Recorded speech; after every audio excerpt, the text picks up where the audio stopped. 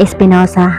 Napilitang pakasalan ang mapapangasawa sana ng kanyang ate para lang mailigtas sa kahihiyan ang magkabilaang pamilya. Ngunit ang pagsasakripisyo niya ay wala palang halaga para kay Ariston de la Selva. Si Lara na tumulong lang at pikit matang pinagpalit ang sariling kaligayahan para lang maisalba sa labis na kahihiyan ang dalawang pamilya. Siya pang mananagot sa kasalanan na ginawa ng kanyang kapatid. Hindi lang panloloko, kundi ninakawan pa ng trader niyang personal assistant na si Cholo, ang amo niyang si Ariston. Hindi pa nakontento, binuntis at itinanan pa neto ang fiancé ng kanyang amo na walang iba kundi si Shara, ang nakakatandang kapatid ni Lara. Walang kamalay-malay si Ariston na inaahas na pala ni Cholo ang babaeng mahal niya at nakatakdang pakasalan. Iginalang, nirespeto at pinagkatiwalaan niya ng labis ang kanyang bride-to-be.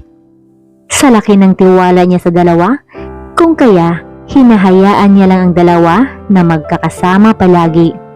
Lalo pa at palagi siyang busy sa mga business trip niya abroad at mga out-of-town meetings kapag narito siya sa Pilipinas. 100% ang tiwala niya kay Cholo na hindi ito gagawa ng masama laban sa kanya. Kaya naman, sa ginawa ni Cholo, nawala na ng tiwala si Ariston sa halos lahat ng mga taong nakapaligid sa kanya, lalong-lalo na kay Lara na kapatid pa mismo ng kanyang manlolokong nobya. Kung hindi lang dahil sa matatamong kahihiyan ng buong pamilya ng mga De La Selva, never mangyayaring pakakasalan niya ang kapatid ng traidor niyang nobya.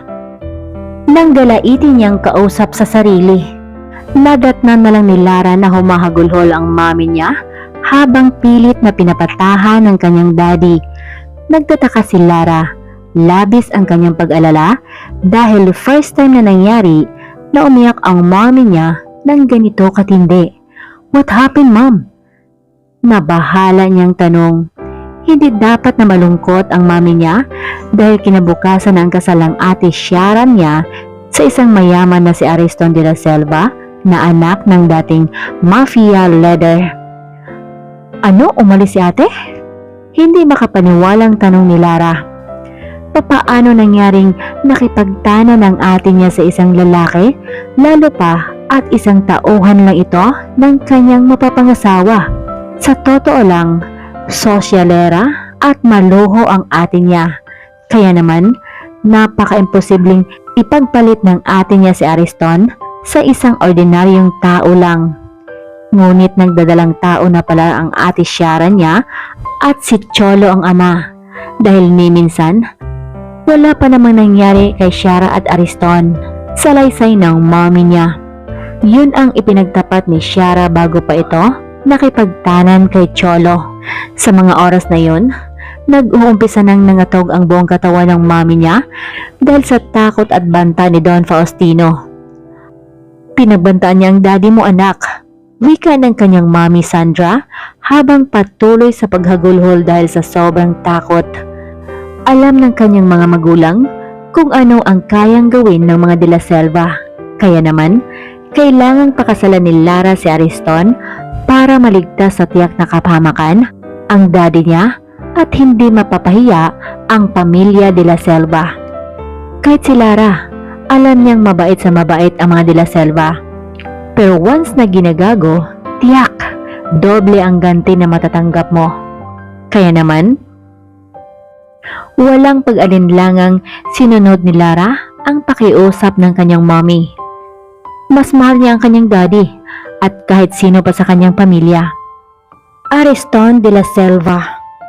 Sinusundan niya ng matalim na mga titig ang bawat paghakbang ni Lara palapit sa altar, kung saan naroon siya, bagot na naghihintay. Walang kamalimalay ang mga bisita kung ano ang tunay na nangyari sa likod ng kasalang ito.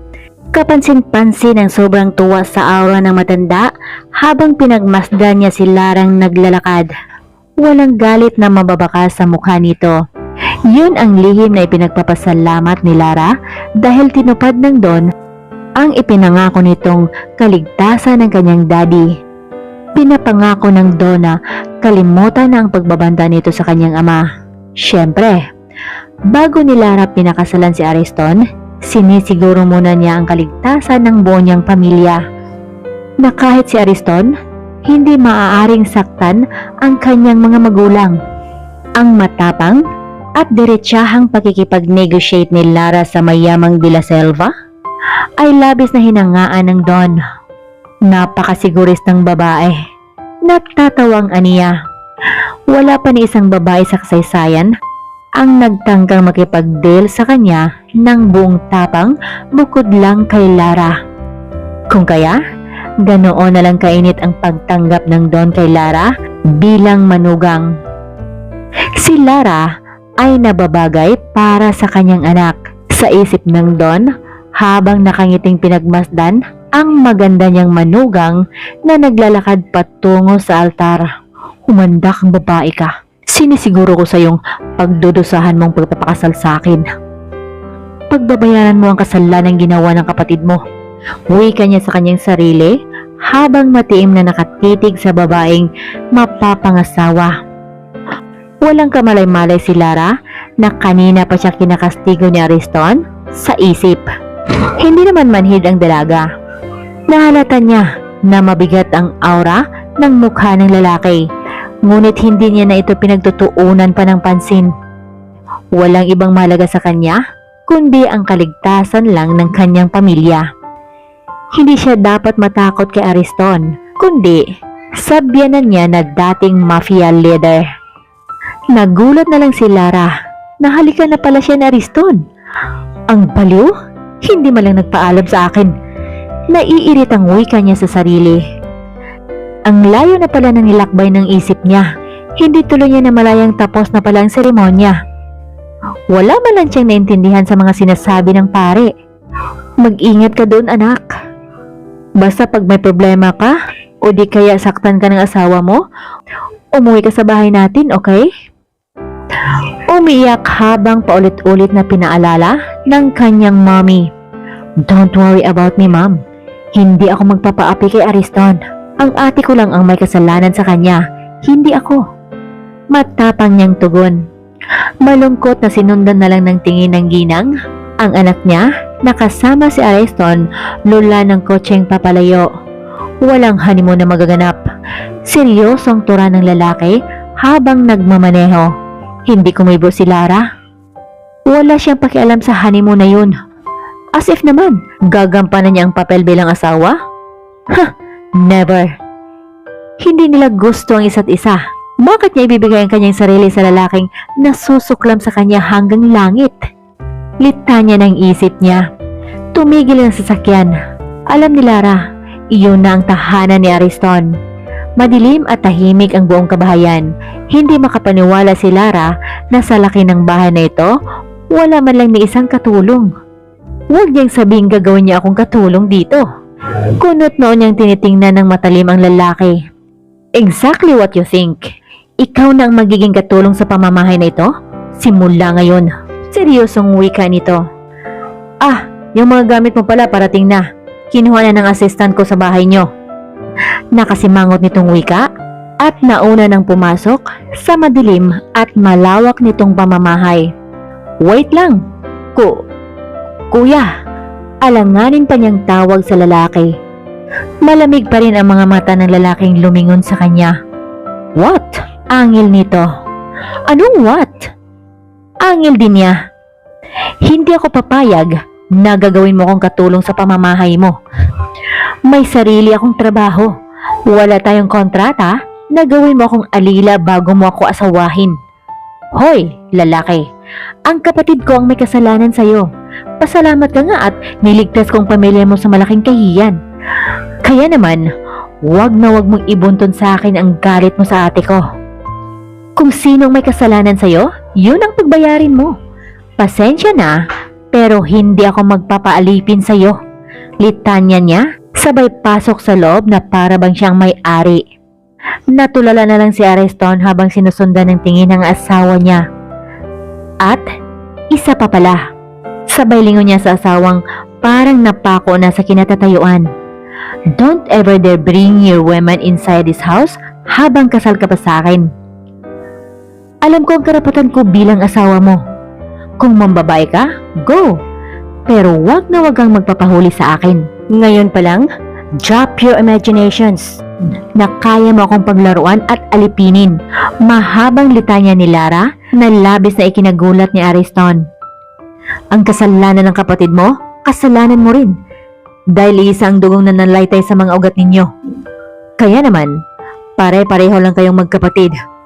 Mga manloloko at hindi marunong makontento. Galit na wika ni Ariston.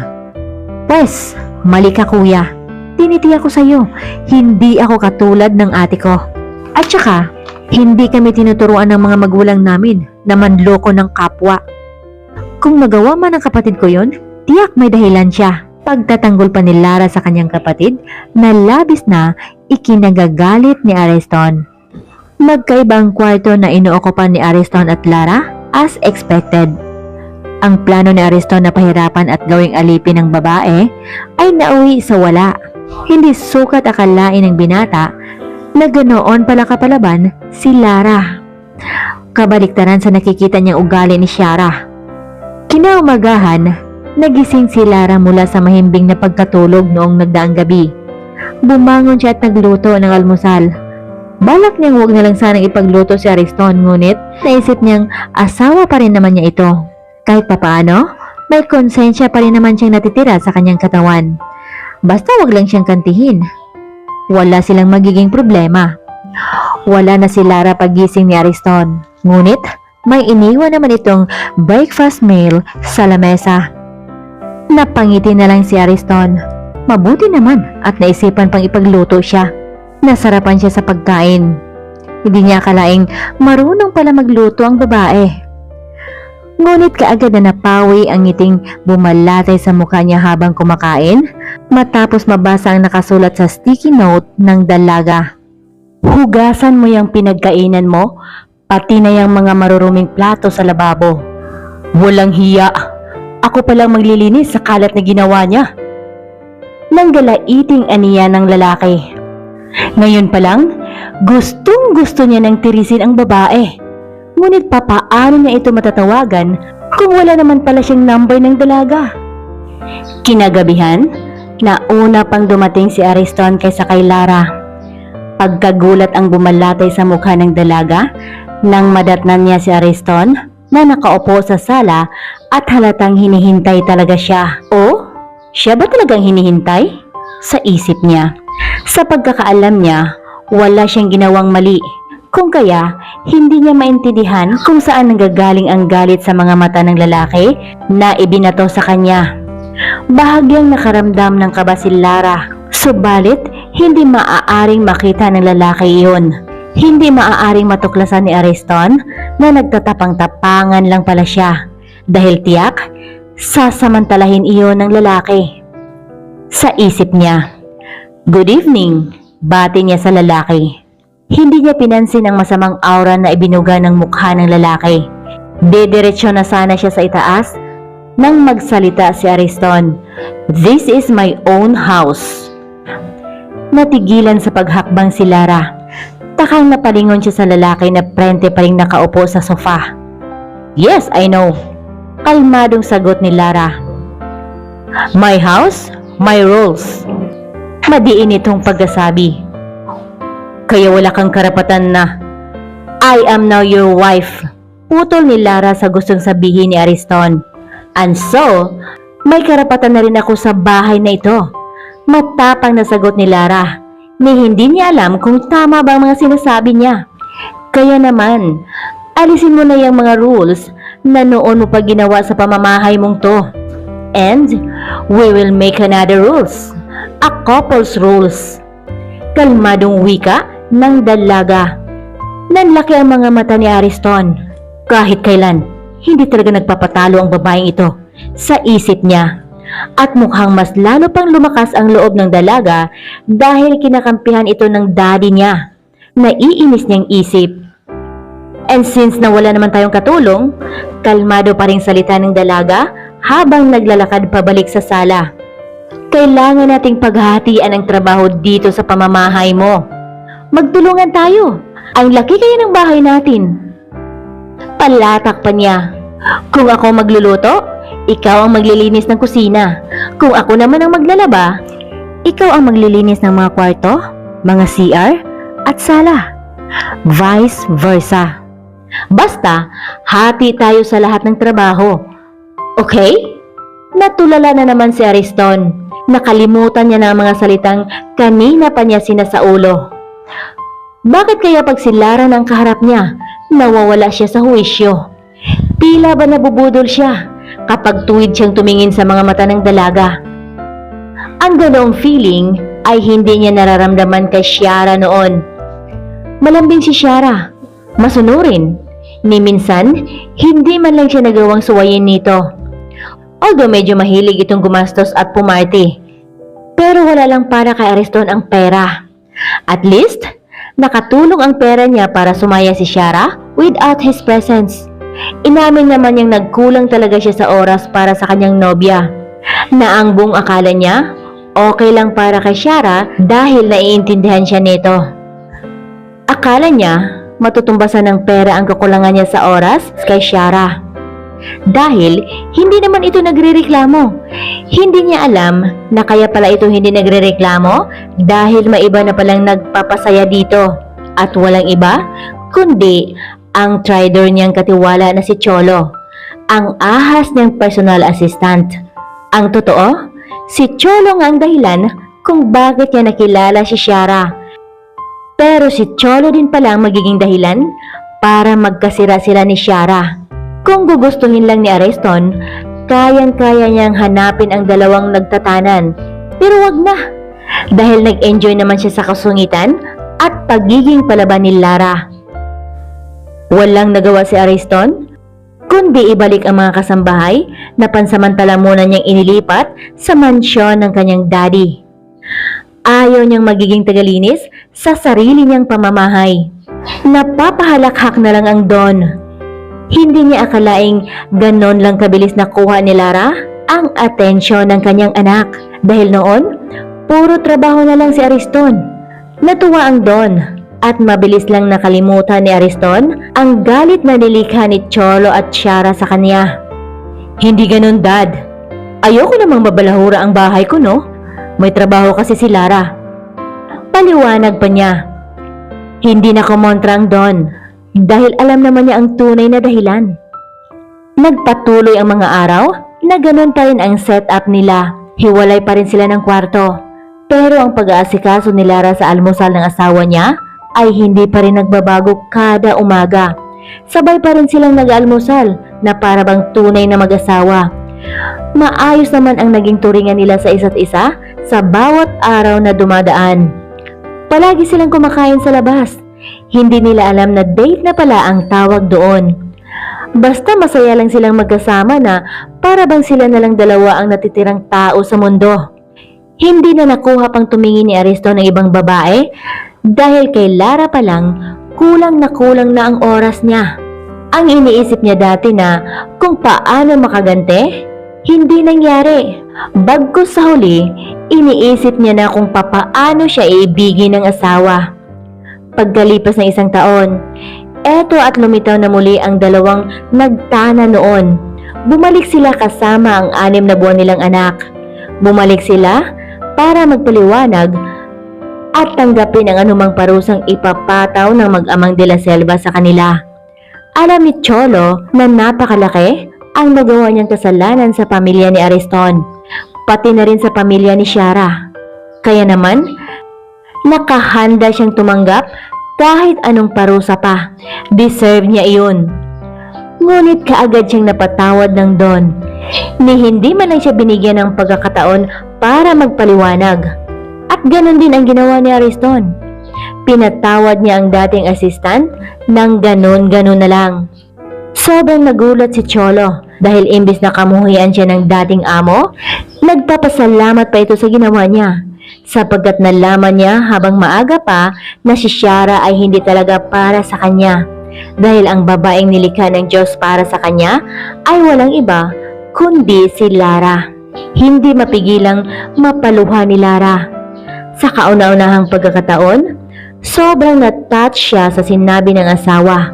Akala lang pala niya, habang buhay na lang niyang itatago ang nararamdaman niyang pagmamahal sa kanyang asawa. Pagkatapos ng higit isang taon, muling nagharap ang dalawang pamilya, Espinosa at De La Selva family. Nagkapaliwanagan at nagkapatawaran na rin. Simula noon, si Cholo na ang nagpapatuloy sa pagpatakbo ng negosyo ng pamilya Espinosa. Kahit hindi naman ito kasing laki ng negosyo ng mga De La Selva, pero ipinapangako ni Cholo na alagaan at mas lalo pa niyang palaguin ito. At isa pa, sila pa rin namang mag-asawa ang magmamana nito balang araw. Hindi na kailangan pang makihati pa ni Lara dahil ang yaman na meron si Ariston ay sobra pa para sa kanila. Nagwakas ang madamdaming pagtitipon na puno ng saya ang puso ng bawat isa.